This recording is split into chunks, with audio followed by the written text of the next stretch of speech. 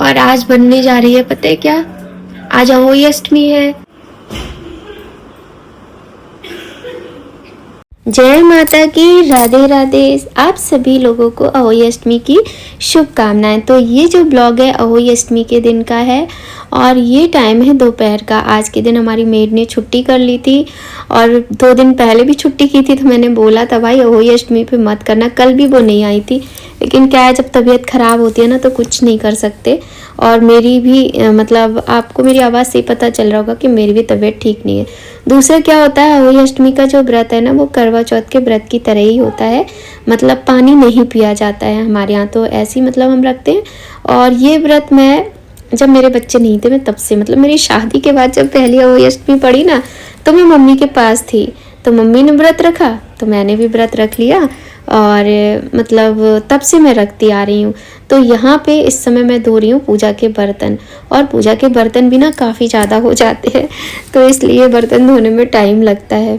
तो शुरू हो गया है अहोई अष्टमी का जो पूजा का काम है। पूजा तो थोड़ी देर की होती है, पर जो इंतज़ाम करने में समय लगता है ना उसके बारे में क्या कहें आपसे, आप सभी जानते हैं। सबसे पहला तो इंतज़ाम यही होता है खाने पीने की चीज़ें तैयार करना, जो कि फैमिली के लिए की जाती हैं। तो चलिए ब्लॉग को स्टार्ट करते हैं और आप लोग एंजॉय कीजिए। अगर आपको वीडियो अच्छा लगे तो भी लाइक कीजिए, ना अच्छा लगे तो प्लीज़ फिर भी लाइक तो कर दिया कीजिए, क्योंकि वो हमें अच्छा लगता है। अब थोड़ी सी जब मेहनत करते हैं ना और आप लाइक कर देते हो तो बहुत खुशी मिलती है। तो चलिए वीडियो को लाइक ज़रूर कीजिएगा और शुरू से लास्ट तक पूरा देखिए, आपको अच्छा लगेगा।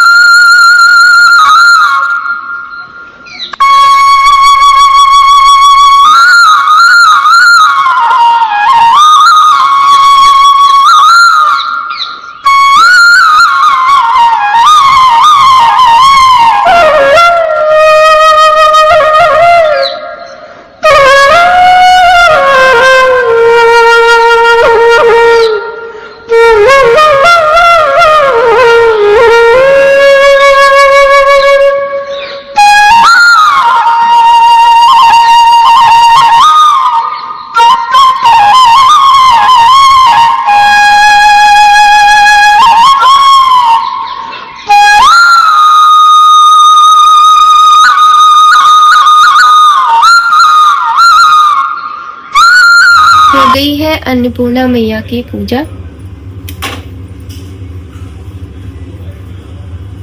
और आज बनने जा रही है, पता है क्या? आज अहोई अष्टमी है और अभी करीब 3:20 हो चुके हैं, 11 बजे। तो ये सिंघाड़े हैं, सिंघाड़े की सब्जी बनाऊंगी आज मैं। और बनाऊंगी मैं सीताफल की सब्जी। सीताफल मेरा तैयार है। ये सिंघाड़े मैंने पूजा के लिए निकाले, पूजा में माता को भी चढ़ाऊंगी और सब्जी के लिए मैंने तैयारी करके रख ली है। तो खीर बनाऊंगी और क्या क्या बनाऊंगी आगे आगे आपको वीडियो में सब कुछ देखने को मिलेगा। आप लोग वीडियो में बने रहिएगा। अहोई अष्टमी करवा चौथ के 4 दिन बाद होता है लगभग, कभी 3 दिन बाद, कभी 4 दिन बाद। और ये दीपावली जब होती है ना, दीपावली के इसी दिन होती है। जैसे आज सोमवार है ना, तो ठीक 8 दिन बाद दीपावली का फेस्टिवल आता है, ऐसा ही माना जाता है। और ऐसा रियल में भी यही होता है। मम्मी इसी से पहले ना गांव में सब लोग इसी से आइडिया लगा लेते थे। तो ये सीताफल बनेगा, सीताफल बनेगा और बनेगी सिंघाड़े की सब्जी। तो ये देखिए सीताफल की सब्जी हमने छौंक दी है और इधर हम बनाने जा रहे हैं सिंघाड़े। खीर बन गई है, पूरे बन गए हैं, पूरियाँ बन गई हैं। मैं वीडियो शूट नहीं कर पाई, बहुत लेट हो जाती है, फिर कॉल आ गया था किसी का। तो ये देखो पुए बनाए हमेशा की तरह, बड़े ही स्वादिष्ट हैं। और ये पूरियाँ बन के रखी हुई है। तो सब्जी को मैंने छौंक दिया था, मैंने सोचा एक बार चला देती हूँ। और टाइम हो रहा है 5:30 होने वाले हैं और मैं बहुत थक गई हूँ काम कर करके, सर मेरा बड़ा वो हो रहा है। चलिए इसमें डालते हैं सिंघाड़े और आलू। सिंघाड़े की सब्ज़ी ना कढ़ाई में बहुत अच्छी बनती है, लेकिन भैया मैंने सोचा फिर मैं बहुत लेट हो जाऊंगी, इस कारण से मैं इसको कुकर में बना रही हूँ। कुकर में भी बुरी नहीं बनती है, लेकिन हाँ कढ़ाई में ज़्यादा टेस्टी बनती है। मेरी आदत है, वैसे भी मुझे कढ़ाई में बनी सब्जियां ही पसंद आती हैं ज़्यादातर। और ये चावल के साथ भी अच्छी लगती है, पूरी के साथ भी अच्छी लगती है। मेरी मम्मी की फेवरेट सब्जी में से एक है ये सिंघाड़े की सब्जी। मेरी मम्मी करवा चौथ, अहोई अष्टमी पे ये सब्जी ज़रूर बनाती थी। तो चलो मैं इसके लिए धनिया तैयार कर लेती हूँ सब्जी के लिए। और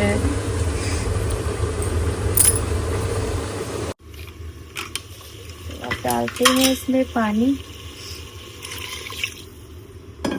और आप इसको चाहे तो ड्राई बना सकते हो, चाहे तो सूप भी बना सकते हो, वो आपके टेस्ट के ऊपर है। और हम तो इसको रसीला ही बनाते हैं, है ना। अब इसका ढक्कन हम बंद कर देंगे। और इसमें हरा धनिया ज़रूर डालना चाहिए, क्योंकि हरे धनिए से टेस्ट इसमें बहुत अच्छा आता है। हरे धनिए की जो है ना, इसमें महत्वपूर्ण भूमिका होती है सिंघाड़े की सब्जी में। देखो हमारा सीताफल कितना अच्छा लग रहा है देखने में, ऐसा लग रहा है बहुत ही स्वादिष्ट बना है। और अब दिखाते हैं आपको सिंघाड़े की सब्जी। देखिए अब इसमें पड़ेगा धनिया। बिना धनिए के मज़ा नहीं आता है। आप यकीन नहीं करोगे ये जो सब्जी है इसमें धनिया का किस तरह का टेस्ट आता है। मतलब बहुत ही अच्छी सब्जी लगती है ये। दोनों हमारी सब्जी बन गई, सारा कुछ बन गया। मैं तैयारी करती हूँ पूजा की। ये देखिए सीताफल की सब्जी कितनी स्वादिष्ट लग रही है ना। और ये है सिंघाड़े की सब्जी, और ये बहुत ही स्वाद होती है खाने में। मतलब बहुत ही ज़्यादा टेस्टी लगती है, बहुत यम्मी लगती है।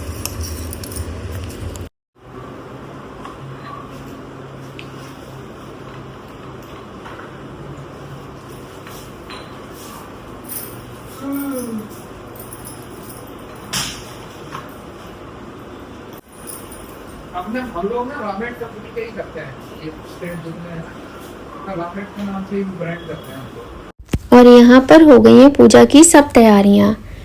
तो तैयारी करने में ना बहुत टाइम लगता है सच में। पूजा में इतना टाइम नहीं लगता है, थोड़ा बहुत ही लगेगा कथा पढ़ने में। और बस मैंने आलता भी लगा लिया। मैं अक्सर आलता लगाना भूल जाती हूँ पूजा पाठ में ना, काम में इतनी बिजी हो जाती हूँ, क्योंकि छोटा बड़ा सारे काम सब खुद से करने होते हैं, तो इस वजह से सब भूल जाती हूँ मैं। और पूजा पाठ में ना जब 2-4 लोग मिलके पूजा करते तो बहुत अच्छा लगता है। मैं अपने मतलब मेरी मम्मी थी ना जब, तो मेरी भाभियाँ हम सब लोग मिलके करते थे तो बहुत अच्छा लगता था। मम्मी की ना बहुत याद आती है हर त्योहार पे। तो चलो आलता भी लग गया है और सारी तैयारी भी हो गई है। अब करते हैं पूजा स्टार्ट।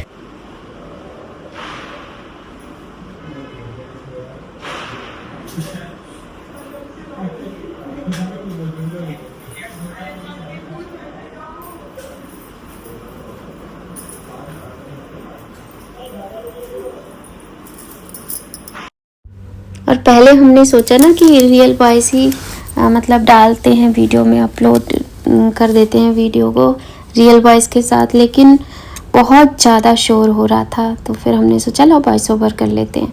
तो बाहर दीपदान करने का समय हो गया था, करीब बज रहे थे 6:30। और 6:30 बजे के बाद ही मेरी पूजा स्टार्ट हो पाई थी।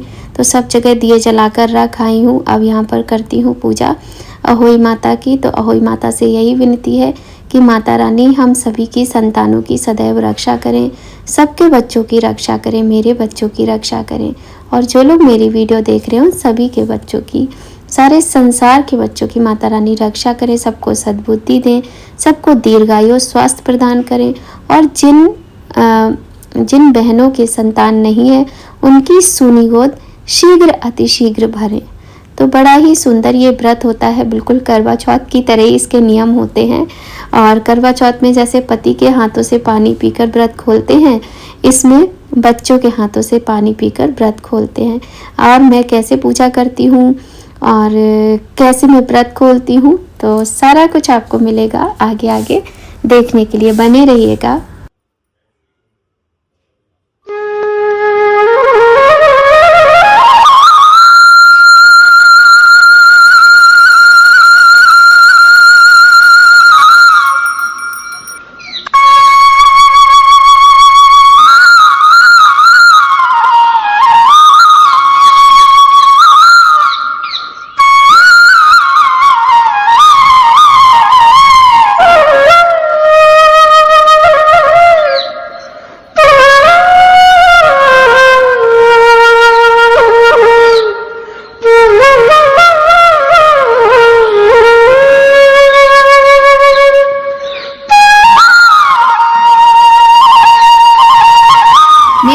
परमात्मा तुझसे प्रसन्न है, इसलिए मुझसे मांग क्या मांगती है। साहूकार की बेटी की बहू बोली, ये स्याहू माता तुम्हारी भाईली है और उन्होंने मेरी कोख बांध रखी है, सो आप कृपा करके अपनी भाईली से मेरी कोख खुलवा दो।